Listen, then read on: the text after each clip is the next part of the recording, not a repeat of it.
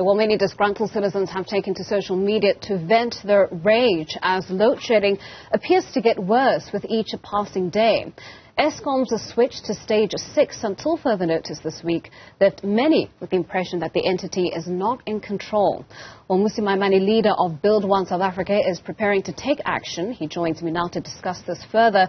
Musi, thank you so much for your time and thank you for joining us this morning. Taking action, it sounds a little vague. Can you perhaps give us more clarity on what sort of action you'll be taking and against whom? Good morning and good morning to fellow South Africans. As all of us will recognize that energy is doubling every 4 years, and without doubt we've come to a point now where we're paying for a service that is not actually functioning. And given the nature of the state, we believe that the executive, starting with the President, the Minister of Energy, Eskom itself, need to be held accountable. And so we are in consultation with our legal teams to ensure that we can then take this matter to court to ensure a number of issues. The first is to challenge the decision by NERSA to grant an 18% increase. We think that given the inflationary costs that are there and the lack of transparency in the decision-making process, that for both citizens this will result to an additional 22% if you add municipal costs to it. And it will put a burden on the South African consumer that is already there. And furthermore, we think that the government is actually bringing about economic sabotage without any accountability, as businesses are being shut and citizens are finding themselves now having to find alternatives to energy.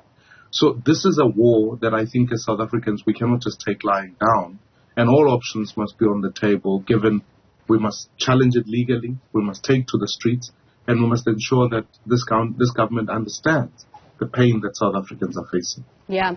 On the issue of, legality, this question around, whether or not South Africans have a right to electricity, whether or not the Constitution even provides for such a right, has been a question raised for a number of years, really, probably since the advent of the load shedding and energy crisis in this country. We haven't really gotten a definitive answer on that question.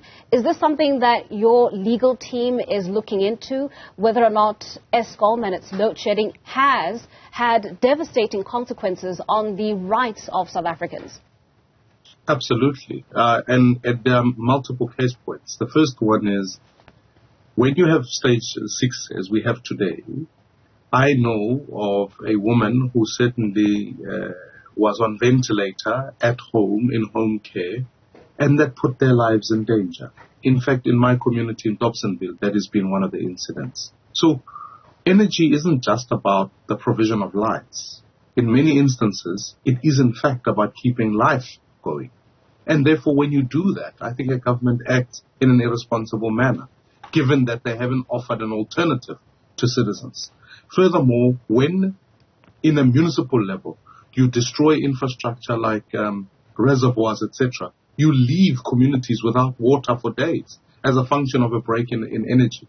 So every right is almost dependent on the supply of energy. If you are going to supply water, you are going to supply any type of development. And therefore, we believe that this is economic sabotage and the government must be held accountable. And worse than that, I think citizens feel disempowered. I think all of us are sitting at home in the dark, in the businesses in the dark, and wondering who is responsible. Because today, if you are a 16-year-old child, you have never known a day, you've never known a year without load shedding in this country.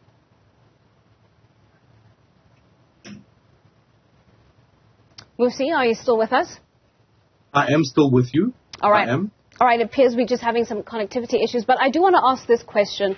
When it comes to rights enshrined in the Constitution, we know that there is a limitation, mostly with regards to the reasonable realization of those rights. Government is afforded, I suppose, that caveat. Do you think they're abusing that particular caveat, with Eskom's indebtedness, the debt crisis at the power utility, and the other sort of long list of challenges that the utility itself is facing, the allegations of sabotage, for instance? Is that at a point where even that idea of the reasonable, realization of these rights is being abused by our government? Undeniably. I think that what has happened is that as the government is becoming more and more incapable and corrupt, it has in fact failed to provide basic rights to citizens. You can't point now to a department, whether it's the provision of housing that is successful, it's the provision of education that has been in fact been fulfilled. And so now we're dealing with a government that cannot protect the integrity of the Constitution and the realization of the promises that are in that Constitution. And therefore, ultimately, we believe this is a government that is failing in its constitutional duty and must be challenged not only legally, but also politically, and the citizens themselves need to rise up against it. So it's a crucial moment for our country. For if you lose the ability to provide energy, the basic fact is for every time or every year of load shedding, you can almost accrue it to over 1% of GDP growth, which means, in essence, these are jobs lost, these are people at home, these are citizens who are hungry, and you cannot even provide the basics or even the preservation in certain instances on the right to life when hospitals stop functioning because of the stage of load shedding. This is sabotage against the citizens of this country. You know, there are growing calls at Musi for South Africans to take this to the streets on this particular issue. One major criticism of that particular call is the sort of directionlessness of it. There doesn't appear to be any sort of clear demands on the other side of that particular protest. What do you say to those sort of detractors or people who are finding issue with the call, you know, for South Africans to take to the streets? Well, I think more than anything, I certainly would encourage South Africans to take protest action. And I say this working on with a number of avenues to plan such action, to demand this 18% decision has to meet the test of rationality. And in a country where people are paying an extraordinary amount of money, inflation is high. That's why we've seen a series of interest rate hikes. You cannot tell me that this is going to ease the burden, particularly of poor citizens. Load shedding is just but one component, given that you also have a policy called load reduction, which means that in many communities, I can speak for people of Soweto, where ultimately in Soweto, when load shedding starts, in fact, it continues with load reduction, which means citizens are without power for days on end, rather than just a few hours. So this is a challenge that says to all of us, for those who are interested in running their businesses, in being safe in their homes, because when the lights go off, vulnerabilities are increasing. We all need to take to the street. So it's not about just the message we've got to send to government is not the displeasure, the dissatisfaction with its service, but the demand for the reduction of 18% and the demand for transparency and accountability on the part of ESCOM. You cite sabotage. None of us would know where that has happened. Can we have it every year where an entity, a national infrastructure project such as ESCOM that is crucial, that the police and the security cluster cannot get down to who's sabotaging the thing, yet we must be fed the story that there's sabotage every other day? It is unacceptable, and it means no one is willing to be held accountable, and we're faced with all of these distractions in a universe where, without doubt, we failed to provide energy. Yeah. You know, at the onset of your response, Musi, you said that at the core of this legal action is to hold government accountable, thus taking this issue to the courts and making it a litigious matter. But are there other avenues that South Africans could potentially use to hold government accountable? Yeah, undeniably. And one of those is to obviously petition Parliament to take this matter quite seriously and put it at its forefront of this discussion. Furthermore, as we've been speaking about march and protests, etc. But the ultimate form of accountability for any government comes when people exercise their right to vote.